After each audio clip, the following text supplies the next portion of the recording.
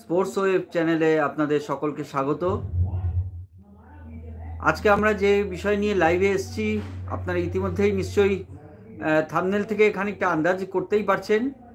ইস্টবেঙ্গল অবশেষে 12 বছরের সর্বভারতীয় ট্রফির খরা কাটিয়ে কলিঙ্গ সুপার কাপ চ্যাম্পিয়ন হয়েছে এবং সেই সঙ্গে এএফসি কাপের গ্রুপ স্টেজ ম্যাচে কিন্তু আগামী বছরের জন্য তারা কিন্তু কোয়ালিফাই অলরেডি করে গেছে এই চ্যাম্পিয়ন হওয়ার সুবাদে। এবং আপনাদের কাছে সেই বিষয়টি নিয়েই কিন্তু আজকে পোস্ট ম্যাচ অ্যানালিসিস নিয়ে আপনাদের সামনে হাজির হয়েছি স্পোর্টস ওয়েব ইন্ডিয়া চ্যানেলে। আজকে ইস্টবেঙ্গল সমর্থকদের জন্য অত্যন্ত খুশির দিন একটা, সেটা বলার অপেক্ষায় রাখে না। কেননা লক্ষ লক্ষ কোটি কোটি ইস্টবেঙ্গল সমর্থকদের হৃদয়ের ভার যেন আজকে কিছুটা লাঘব হলো আজকে এই ট্রফি জয়ের মাধ্যমে। কলিঙ্গ সুপার কাপের যেভাবে জয়টা এলো আজকে 120 মিনিটের এই ম্যাচে, এই পুরো ম্যাচটাতে যেন পরতে পরতে নাটক জড়িয়েছিল, পুরো নাটক। মানে ফার্স্ট টু লাস্ট ম্যাচের শুরু থেকে শেষ পর্যন্ত টান টান উত্তেজনা যাকে বলে। ম্যাচ একবার কখনো ওড়িশা এফসির দিকে ঢলে পড়েছে, কখনো আবার পরক্ষণেই দেখা যাচ্ছে যে ইস্টবেঙ্গল এফসি আবার কিন্তু ম্যাচের রাশ নিজেদের হাতে নিয়ে নিয়েছে। আবার কখনো দেখা যাচ্ছে যখন শেষ মুহূর্তে, যখন 97 মিনিট শেষ হতে যখন আর মাত্র কয়েক সেকেন্ড বাকি, 2-4 সেকেন্ড বাকি, ঠিক সেই সময় কিন্তু একটি পেনাল্টি আদায় করে নেয় ওড়িশা এবং 2-2 করে ফেলে। যখন মানে প্রত্যেকটা ইস্টবেঙ্গল সমর্থক এবং ইস্টবেঙ্গলের টিম ম্যানেজমেন্ট থেকে শুরু করে সকলেই যখন একদম শিওর হয়ে গিয়েছিল যে এই ম্যাচে মানে ট্রফি জয় সেফ সময়ের অপেক্ষা কয়েক সেকেন্ড বাকি, ঠিক তখনই কিন্তু গোল শোধ করে দেয়। এবং আজকে সেই ম্যাচ অ্যানালিসিস নিয়ে আপনাদের সামনে আমি হাজির হয়েছি। ম্যাচের শুরু থেকে যদি আমরা একটু রিক্যাপগুলো যদি একটু প্রথমে দেখে নিই, তাহলে একটু বোঝা যাবে যে ম্যাচে ঠিক কতটা উত্তেজনাপূর্ণ, কতটা টান টান লড়াই হয়েছে। আমি সেই রিক্যাপটাই আপনাদের সামনে একবার তুলে ধরতে চাই। নিঃসন্দেহে আপনারা ইতিমধ্যেই উৎসাহে, উদ্দীপনায়, সেলিব্রেশনে মেতেছেন ইস্টবেঙ্গল সমর্থকরা, এটা বলার অপেক্ষা রাখে না। কেননা দীর্ঘ 12 বছরের যে খরা, যে দীর্ঘ 12 বছরের অপেক্ষা, এটা যেন রামের 12 বছরের বনবাসের সঙ্গে কিন্তু 14 বছরের বনবাসের সঙ্গে কিন্তু এই 12 বছরটা কিন্তু তুলনা করাই যেতে পারে। কেননা এই 12 বছরের অপেক্ষা যে কি কঠিন, কি দুঃসহ ছিল, এবং পরতে পরতে যন্ত্রণা, পরতে পরতে ব্যথা বেদনা এবং অন্যদের প্রতিপক্ষের দ্বারা আঘাতপ্রাপ্ত হওয়া, এটা চরম বেদনা। যারা তাদের দলকে ভালোবাসেন, হৃদয় দিয়ে ভালোবাসেন, মায়ের মতো আগলে রাখেন, তারা নিশ্চয়ই এই বেদনা, এই ব্যথা, এই যন্ত্রণা, এই কষ্টটা নিশ্চয়ই তারা বুঝতে পারবেন। আমি ইস্টবেঙ্গল সমর্থকদের কথাই বলছি। একবার আজকের ম্যাচের প্রথম থেকে আমি যদি একবার রিক্যাপ একটু করি, প্রথম মিনিট থেকেই কিন্তু ইস্টবেঙ্গল, আমরা যেটা বলা যেতে পারে যে ইস্টবেঙ্গল কিন্তু প্রথম মানে সেকেন্ড থেকেই অ্যাকচুয়ালি আক্রমণ শুরু করে দিয়েছিল। প্রথম সেকেন্ড থেকেই কিন্তু ইস্টবেঙ্গল আক্রমণ শুরু করে দিয়েছিল এবং মুহুর্মুহু প্রেশার দিতে শুরু করে অপোনেন্ট। কিন্তু কোথাও গিয়ে যেন একটু গন্ডগোল, তালগোল পাকিয়ে যাচ্ছিল ডিফেন্সিভ থার্ডে গিয়ে। ওড়িশা এফসির ডিফেন্সিভ থার্ডে গিয়ে একটু তালমিলের অভাব কোথাও ঘটছিল, যার সুযোগ নিয়েছিল ওড়িশা এফসি এবং তারা কিন্তু খুব দ্রুত ম্যাচের রাশ কিন্তু তারা দখল করে নেয়। যেইটা কর্তৃত্ব ছিল, যে একাধিপত্য ছিল ইস্টবেঙ্গলের ম্যাচের শুরু থেকে, সেখানে কিন্তু ওড়িশা এফসি কিন্তু কয়েক মিনিট পরেই কিন্তু তারা ম্যাচের মধ্যে ফিরে আসে এবং খেলাটাকে ধরে নিতে শুরু করে। এবং প্রথম 4 মিনিটে বলা যেতে পারে নন্দা কিন্তু একটা সহজ সুযোগ পেয়েছিল। টার্গেটে শট অন টার্গেট থাকলেও তার শট কিন্তু যেহেতু দুর্বল ছিল, সেই জন্য কিন্তু গোলকিপার মাউইয়া কিন্তু সহজেই তার শট সেভ করে দেয়। এবং 12 মিনিটে রয় কৃষ্ণ একটা দুরন্ত শট নিয়েছিল। 12 মিনিটের মাথায় কিন্তু আমি একটু আগেই বলেছি যে ম্যাচের রাশ কিন্তু বেশিক্ষণ কিন্তু শুরুর দিকে ইস্টবেঙ্গলের দাপট থাকলেও কিন্তু সেই দাপট কিন্তু ইস্টবেঙ্গল কিন্তু খুব বেশি সময় কিন্তু তারা ধরে রাখতে পারেনি। খুব দ্রুতই কিন্তু ম্যাচের রাশ তারা কিন্তু নিয়ন্ত্রণে নিয়ে নেয় ওড়িশা এফসি। এবং 12 মিনিটের মাথায় রয় কৃষ্ণার দুরন্ত শট গিলকে হার মানিয়েছিল।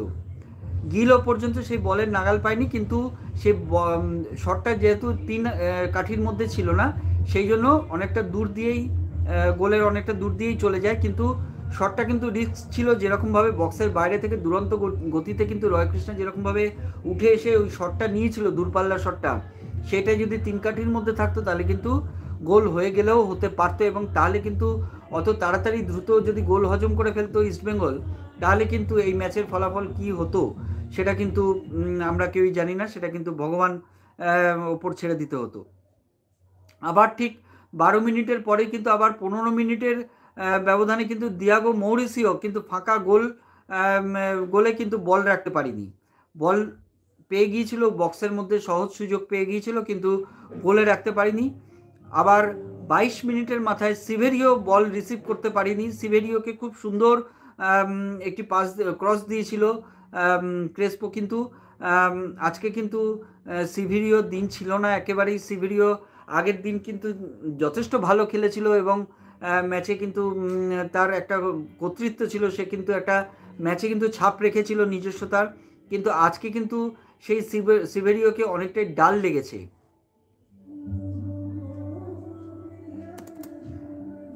সেই সিভেরিওকে কিন্তু আজকে অনেকটাই ডাল লেগেছে। আর এরপরে 32 মিনিটের মাথায় যদি আমরা ধরি, 32 মিনিটের মাথায় কিন্তু পারদোর সেট পিস,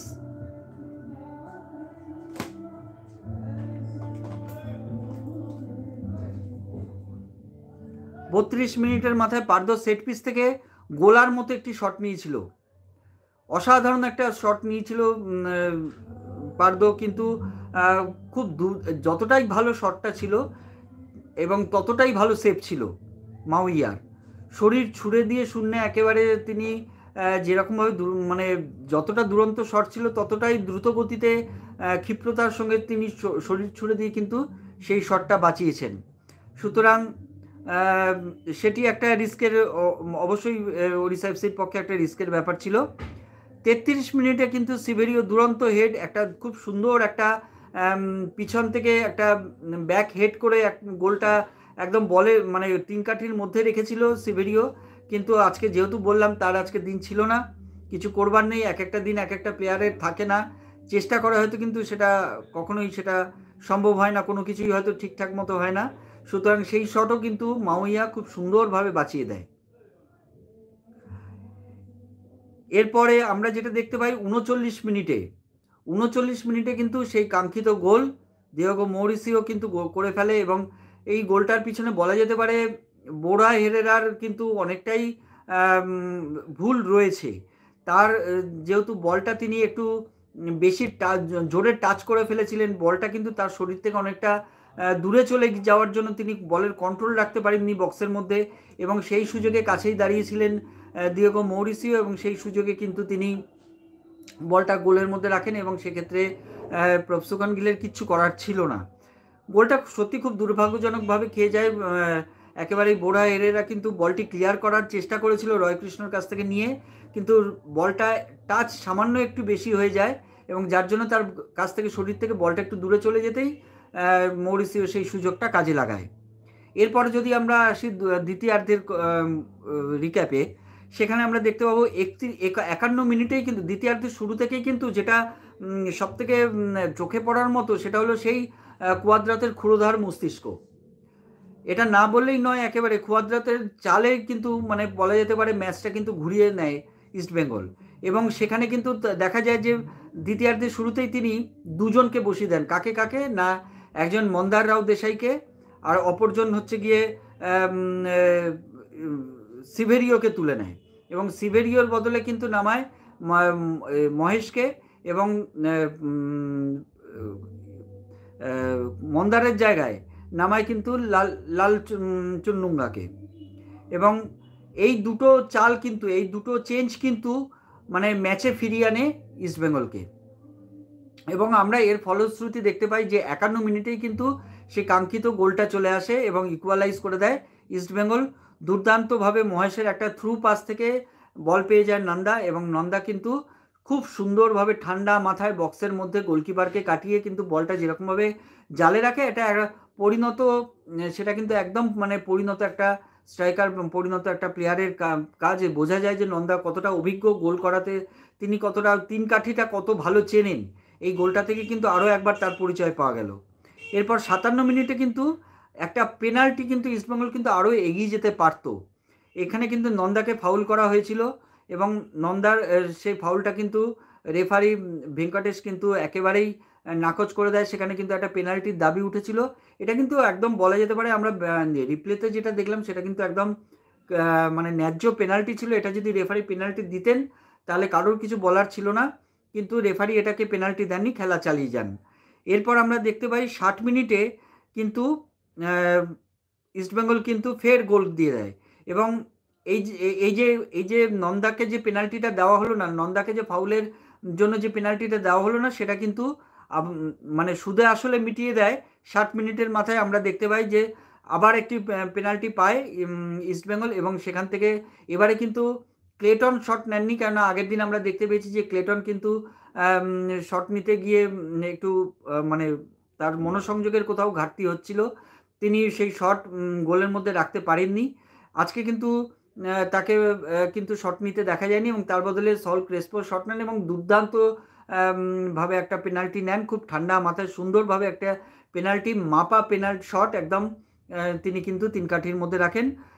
এখানে কিন্তু 2-1 গোলে এগিয়ে যায় ইস্টবেঙ্গল এফসি এবং এরপরে কিন্তু অনেক অনেক নাটক, এরপরেই শুরু হয় আসল নাটক যাকে বলা যেতে পারে। 68 মিনিটে কিন্তু মুর্তাদা ফল কিন্তু লাল কার্ড দেখে এবং মুর্তাদা ফলের যেহেতু আগে একটা হলুদ কার্ড দেখা ছিল, সেহেতু কিন্তু এবারেও বোরা হেরেরাকে কনুই দিয়ে ঘাড়ে আঘাত করে এবং তার জন্য কিন্তু মাথা গরম করে তাকে কিন্তু করার জন্য তাকে কিন্তু রেফারি লাল কার্ড দেখায় এবং লাল কার্ড দেখানোর পরে কিন্তু অনেকটাই দুর্বল হয়ে যায় ওড়িশা এফসি, বলার অপেক্ষা রাখে না এবং আহমেদ জাহুকে দেখা যায় যে তিনি কিন্তু ডিফেন্সে নেমে আসেন। আগে যেরকম দেখা যাচ্ছিল আহমেদ জাহু কিন্তু মানে মিডল থার্ড থেকে সে কিন্তু বল বাড়াচ্ছিল, যে থ্রু বলটা বাড়ানোর চেষ্টা করে যাচ্ছিল, এবার কিন্তু তাকে আরও একটু পিছিয়ে যেতে হয় দায়িত্ব নিতে, যেহেতু ফল লাল কার্ড দিয়ে মাঠের বাইরে চলে যায় লাল কার্ড দেখে, তার জন্য কিন্তু ডিফেন্সের দায়িত্ব নিতে হয় আহমেদ জাহুকে এবং আহমেদ জাহু কিন্তু খুব সুন্দরভাবে ডিফেন্সের দায়িত্ব সামলাচ্ছিলেন এবং বেশ কিছু ডিফেন্স থেকেই পিছন থেকেই কিন্তু বেশ কিছু সুন্দর বল ভাসাচ্ছিলেন তাদের স্ট্রাইকারদের উদ্দেশ্যে এবং তার জন্য যে আক্রমণ কমে গেছে 10 জনের নেমে আসাতে ওড়িশা যে তাদের আক্রমণ কমে গিয়েছিল তা কিন্তু নয়, বরং বলা যেতে পারে আরও তেড়ে ফুরে কিন্তু ওড়িশা এফসি কিন্তু গোল শোধের জন্য 2-1 যেহেতু তারা পিছিয়ে ছিল, গোল শোধের জন্য কিন্তু মরিয়া হয়ে ওঠে, অনেক চেষ্টা করে কিন্তু মরিসিওর শটে এর মধ্যে 70 মিনিটে আমরা দেখতে পাই দিয়েগো মরিসিওর শট আটকে দেয় গিল। এরপর 80 মিনিটে অময় রানারের শট পোস্টে লেগে ফিরে আসে, প্রচণ্ডভাবে চেষ্টা চালাচ্ছিল সেই সময় ওড়িশা এফসি এবং রানারের শট পোস্টে লেগে ফিরে আসে দুর্ভাগ্যজনকভাবে। এরপর 82 মিনিটের মাথায় বিষ্ণু ফাঁকা বল পেয়ে কিন্তু সে গোলে রাখতে ব্যর্থ হয়। এরপর আমরা দেখতে পাই যে বিষ্ণুকে কিন্তু নামিয়েছিলেন যে কুয়াদ্রাত নন্দার বদলে, তিনি বিষ্ণু কিন্তু দুটো গোল আজকে একদম তার সামনে একদম মানে গোল সাজিয়ে দেওয়া, বল সাজিয়ে দেওয়া যাকে শুধু বলা যায়, যে তিনি শুধু গোলে শট করবেন, সেই রকম পরিস্থিতি থেকে কিন্তু বিষ্ণু আজকে দেখা যায় যে গোল করতে ব্যর্থ হয় এবং বিষ্ণু যেহেতু আজকে অফ ফর্ম টোটালি, সেই জন্য কিন্তু বিষ্ণুকে তুলে নিতে বাধ্য হন কোচ কুয়াদ্রাত এবং বিষ্ণুর বদলে কিন্তু সেই আগের দিনের ম্যাচে যিনি নজর কেড়েছিলেন একদম ইয়ংস্টার, তিনি সায়ন কে নামাতে বাধ্য হয় এবং সায়ন নামে এবং সায়ন নামার পরে কিন্তু আমরা দেখতে পাই যে অনেকটাই কিন্তু লেফট সাইডটা কিন্তু বেশ চনমনে হয়ে ওঠে এবং সায়নের দুরন্ত গতি এবং তার কাট করে ঢোকার ক্ষমতা, এই দুটো কিন্তু মানে কাজে লাগিয়ে সায়ন কিন্তু বেশ আজকে সপ্রতিভ লেগেছে সায়নকে। আজকেও কিন্তু আগের দিনের মতনই সায়ন কিন্তু বেশ সুন্দরভাবে বাঁ দিক থেকে অনেকগুলো বিপজ্জনক পরিস্থিতি তৈরি করেছিল, বেশ কয়েকবার ট্রাই করেছে ওড়িশার ডিফেন্স ভেঙে বক্সের মধ্যে ঢুকে যাওয়ার এবং তাকে কিন্তু আটকাতে গিয়ে ওড়িশার কিন্তু অময় রানাডে বা নরেন্দ্র গেহলট এদের কিন্তু প্রচণ্ড রকমভাবে মানে আজকে দুর্ভোগ পোহাতে হয়েছে বলা যেতে পারে এই সায়নের জন্য। সত্যি সায়ন ছেলেটা যত সুযোগ পাচ্ছে, আমার তো মনে হয় আগামী দিনে সায়ন যদি নার্ভ ঠিক রাখতে পারে এবং নিজেকে যদি ঠিক জায়গায় নিয়ে যেতে পারে, তাহলে সায়ন কিন্তু মানে আগামী দিনের একটি তারা উজ্জ্বল নক্ষত্র হিসাবে দেখা দিতে পারে, এটা আমার ধারণা। এবং অনেক ফুটবল বিশেষজ্ঞরাও যারা তারা কিন্তু ইতিমধ্যেই প্রেডিক্ট করেছেন সায়ন সম্পর্কে, যে মাথা ঠান্ডা রাখতে পারলে এই ছেলেটি কিন্তু অনেক দূর যাবে। আজকে সেই তারই কিছুটা ঝলক কিন্তু আমরা সায়নের খেলায় দেখতে পেয়েছি। এবং এরপরে আমরা যেটা বললাম যে সায়নকে নামায়, বিষ্ণুকে তুলে সায়নকে নামায়, এবং সেখানে কিন্তু ম্যাচে অনেকটা কিন্তু ইস্টবেঙ্গল কিন্তু অনেকটা সুবিধাজনক জায়গায় চলে যায়। এবং এরপরে কিন্তু আরও নাটক বাকি ছিল, যেখানে মানে ইস্টবেঙ্গল সমর্থকরা মনে করছে আর কয়েক সেকেন্ড বাকি, বা সবাই যখন মনে করছে যে ইস্টবেঙ্গলের জয় 2-1 গোলে জয়, শুধু সময়ের অপেক্ষা, ঠিক সেই সময় কিন্তু অনেক নাটক বাকি ছিল। এবং 97 মিনিটে যখন 7 মিনিট এক্সট্রা টাইম দেওয়া হয়, সেই 7 মিনিট এক্সট্রা টাইমের একদম শেষ কয়েক সেকেন্ড বাকি, সেখানে কিন্তু রয় কৃষ্ণর একটা ব্যাক হিল থেকে কিন্তু দিয়েগো মৌরিসিও বল পেয়ে যায় বক্সের মধ্যে ফাঁকায়, এবং মৌরিসিও যখন বক্সের মধ্যে ঢুকে বলে শট নিতে যায়, তখন কিন্তু তাকে এগিয়ে এসে বাধা দেয় প্রফসুখান গিল। তার ক্ষেত্রে কিছু করার ছিল না, কেন গোল তাকে আটকাতেই হতো যে করে হোক।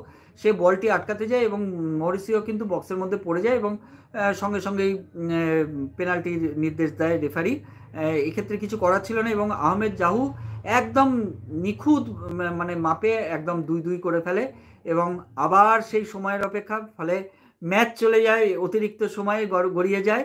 এবং অতিরিক্ত সময়েও বেশ কিছু আমরা দেখতে পাই সুযোগ কিন্তু এসেছিল দু দলের কাছেই, কিন্তু ক্লেটন সিলভার আজকে দিন, যার যার দিন থাকে তাকে কিছু করার থাকে না। ক্লেটন সিলভা কিন্তু আজকে 111 মিনিটের মাথায় কাঙ্ক্ষিত সেই গোলটি করে ফেলে, এবং দুর্দান্ত গোল যাকে বলা যেতে পারে, মানে এত সুযোগ সন্ধানী গোল। এটা ক্লেটন সিলভা সত্যি বড় মাপের একজন স্ট্রাইকার বলেই তার পক্ষে এত সুযোগ সন্ধানী ভাবে এই গোলটিকে আদায় করে নেওয়া যাকে বলা যেতে পারে। গোলটি কিন্তু ক্লেটন কিন্তু আদায় করে নিয়েছে যাকে বলা যেতে পারে।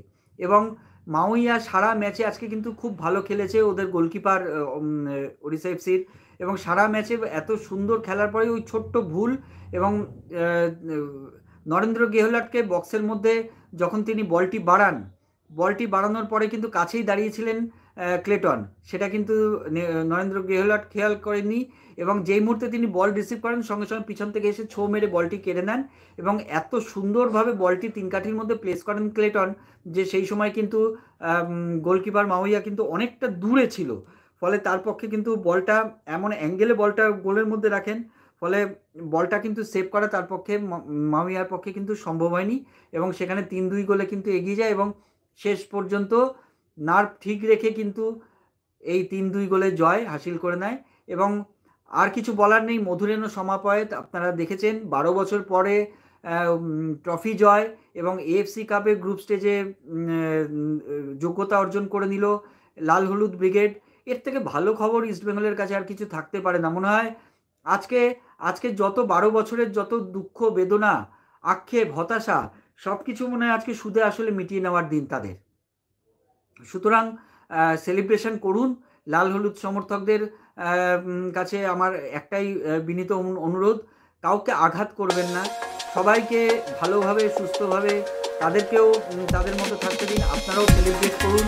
এই জয় অবশ্যই সেলিব্রেট করার দিন, আজকে না করলে আর কবে করবেন? হ্যাঁ, কিন্তু দেখবেন যেন তার জন্য কারণ সেটা নিরানন্দের কারণ না হয়।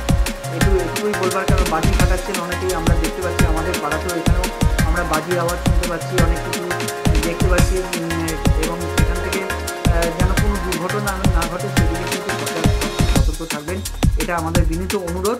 আর সেলিব্রেশন করুন। জয় ইস্টবেঙ্গল।